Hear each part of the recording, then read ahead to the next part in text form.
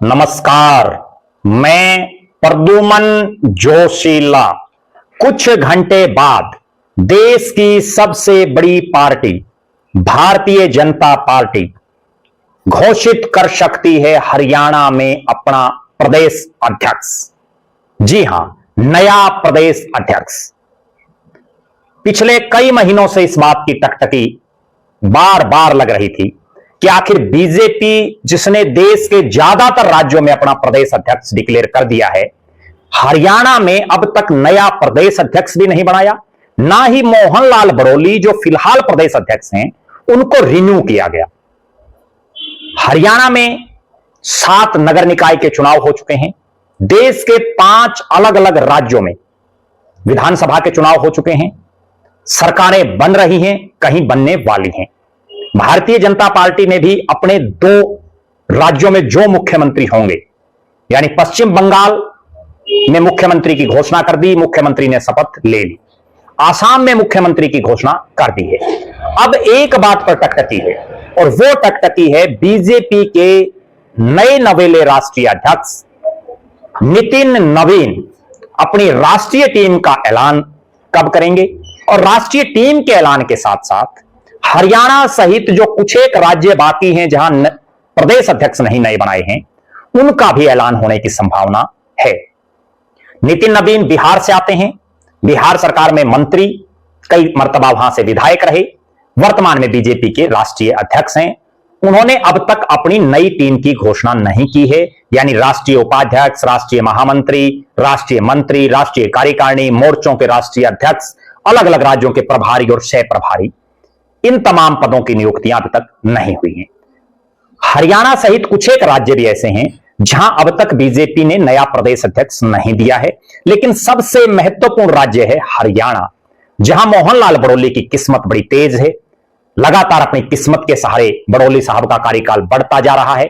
हालांकि कोई ऑफिशियल चिट्ठी नहीं आती, लेकिन जब तक नया प्रदेश अध्यक्ष नहीं आता है विधिवत तौर पर, तब तक बड़ोली साहब ही रहेंगे, इसमें कोई दो राय नहीं। हालांकि मोहनलाल बड़ोली, जिनको नायब सिंह सैनी के बाद प्रदेश का अध्यक्ष बनाया गया, विधानसभा के चुनाव के बाद जब 2025 के शुरू में जनवरी फरवरी में जिला प्रधानों को लेकर के, मंडल अध्यक्षों को लेकर के जो चुनाव बीजेपी का चला, उसके बाद यह चर्चाएं थी कि अब नया प्रदेश अध्यक्ष बनेगा। लेकिन तब से और अब तक 1 साल से ज्यादा का समय बीत गया, उसके बावजूद बड़ोली साहब की ना तो खुद की विधिवत चिट्ठी जारी हो पा रही कि बड़ोली साहब ही रहेंगे, ना किसी अन्य नेता की। लेकिन अब 5 राज्यों का चुनाव हो जाने के बाद संभावनाएं तो यह है कि अगले कुछ एक घंटे में ही नितिन नवीन अपनी राष्ट्रीय टीम का भी ऐलान करेंगे और उसके साथ साथ हरियाणा के नए प्रदेश अध्यक्ष का भी ऐलान करेंगे। कौन हो सकता है नया प्रदेश अध्यक्ष, वो आज के इस वीडियो में हम चर्चा करेंगे। पहला नाम तो पंडित मोहनलाल बड़ोली का ही है, क्योंकि वो प्रदेश अध्यक्ष हैं वर्तमान में, और उनकी अगुवाई में पार्टी विधानसभा का चुनाव भी जीतने में कामयाब रही। हालांकि मोहनलाल बड़ोली का खुद का कोई लंबा चौड़ा जनाधार नहीं है।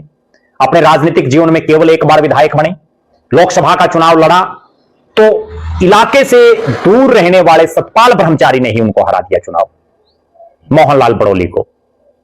मोहनलाल बड़ोली का खुद का पर्सनल कोई बहुत लंबा चौड़ा वोट बैंक भी नहीं है।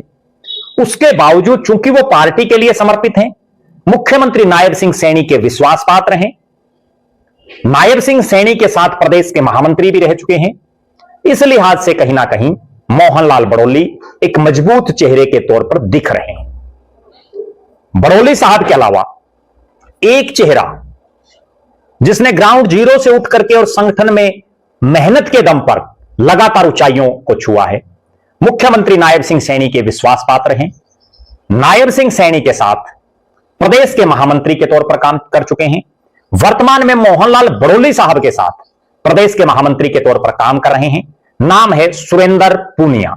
सुरेंद्र पूनिया किसान मोर्चा के जिला प्रधान रहे हिसार के, भारतीय जनता पार्टी हिसार जिला के जिला महामंत्री भी रहे, फिर जिला अध्यक्ष भी बने, बरवाड़ा से 2 बार बीजेपी की टिकट पर चुनाव भी लड़ा। एक दौर ऐसा भी आया जब सुरेंद्र पूनिया को पार्टी ने कोई बहुत बड़ी जिम्मेदारी नहीं दी, उसके बावजूद वो लगातार लगे रहे पार्टी की मजबूती के लिए, और उसका इनाम फिर उनको मिला, प्रदेश महामंत्री वो बनाए गए। जाट समाज से आते हैं, हिसार के उकलाना विधानसभा के खड़कपुनिया गांव से संबंध रखते हैं। ना केवल मुख्यमंत्री नायब सिंह सैनी के विश्वास पात्र हैं, बल्कि संगठन के जो कार्यकर्ता हैं, पदाधिकारी हैं, सबके साथ अच्छा खासा उनका मेलजोल है। सुरेंद्र पुनिया एक मजबूत चेहरा है। अगर पार्टी जाट समाज पर दांव खेलती है, जाट समाज के किसी नेता को बनाती है, तो सुरेंद्र पुनिया एक अच्छा खासा ऑप्शन है। इसके बाद एक शख्स और हैं, वो भी प्रदेश के महामंत्री हैं और महामंत्री के साथ साथ सरकार में भी मंत्री हैं। नाम है कृष्ण कुमार बेदी। कृष्ण कुमार बेदी डीएससी समाज के प्रदेश के सबसे बड़े नेता हैं आज के दिन। संगठन की बारीकियों को जानते हैं। एससी मोर्चा के प्रदेश अध्यक्ष से लेकर के पार्टी के प्रदेश महामंत्री तक अलग अलग पदों पर समय समय पर रहे हैं। रादौर से विधानसभा का चुनाव लड़ने के बाद शाहबाद से चुनाव लड़ चुके हैं, विधायक रहे हैं, मंत्री रहे हैं सरकार में। और जब शाहबाद से चुनाव हारे तो उनको उस समय के मुख्यमंत्री मनोहर लाल खट्टर साहब ने अपना राजनीतिक सलाहकार भी लगाया। वर्तमान में नरवाना से विधायक हैं और नायब सिंह सैनी की सरकार में मंत्री भी हैं और संगठन में, बीजेपी के संगठन में महामंत्री हैं। कृष्ण कुमार बेदी एक ऐसा चेहरा है जो एक साधारण परिवार से उठ करके और दिन रात राजनीति के उच्च शिखरों पर पहुंचते जा रहे हैं। मजबूत चेहरा है पार्टी के लिए, पार्टी उन पर दांव खेल सकती है। ये तीन तो ऐसे चेहरे हैं जो तीनों मुख्यमंत्री नायब सिंह सैनी के भी विश्वास पात्र हैं, पार्टी संगठन के प्रति भी बहुत ज्यादा लॉयल हैं और बीजेपी की एक नीति भी है और बहुत बार बीजेपी ने ऐसा किया है कि जो वर्तमान प्रदेश अध्यक्ष के साथ जो प्रदेश महामंत्री होते हैं उनमें से किसी को प्रदेश अध्यक्ष बना दिया जाता है। मैं आपको उदाहरण बताता हूं।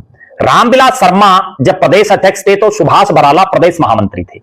उनके हटने के बाद सुभाष बराला को प्रदेश अध्यक्ष बनाया गया।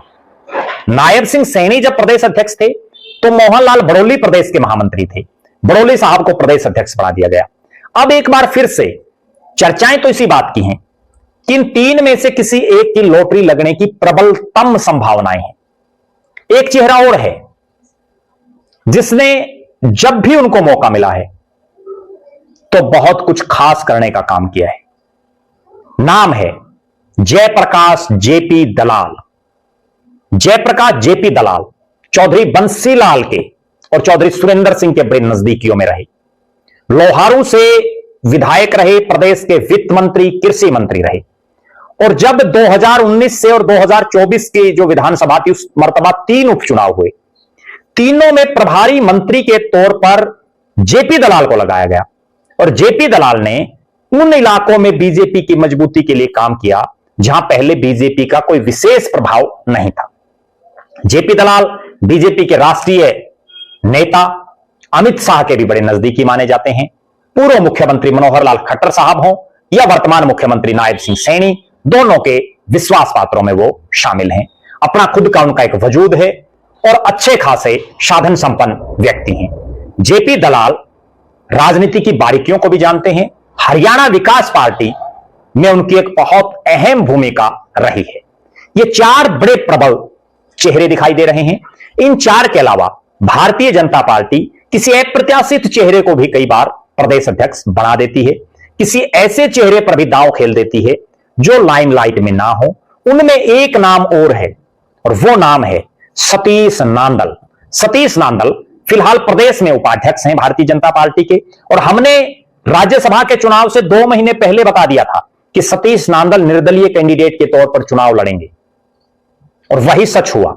अब फिर से सतीश नांदल जो सोनीपत के प्रभारी भी हैं और सोनीपत नगर निगम के चुनाव में उनका एक बहुत जबरदस्त रोल रहा है भारतीय जनता पार्टी की मजबूती के लिए।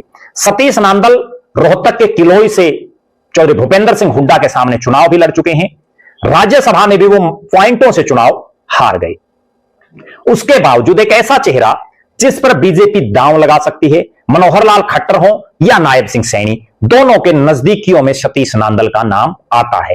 रोहतक इलाके में अगर बीजेपी अपनी मजबूती चाहेगी तो सतीश नांदल पर दांव लगा सकती है।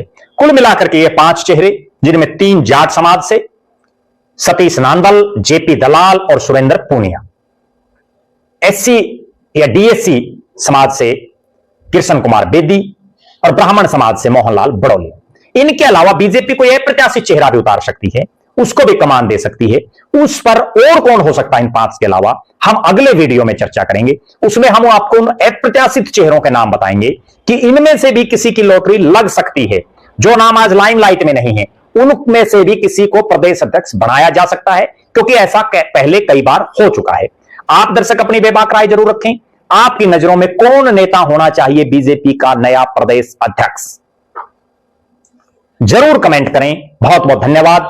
आपका अपना प्रद्युमन जोशीला।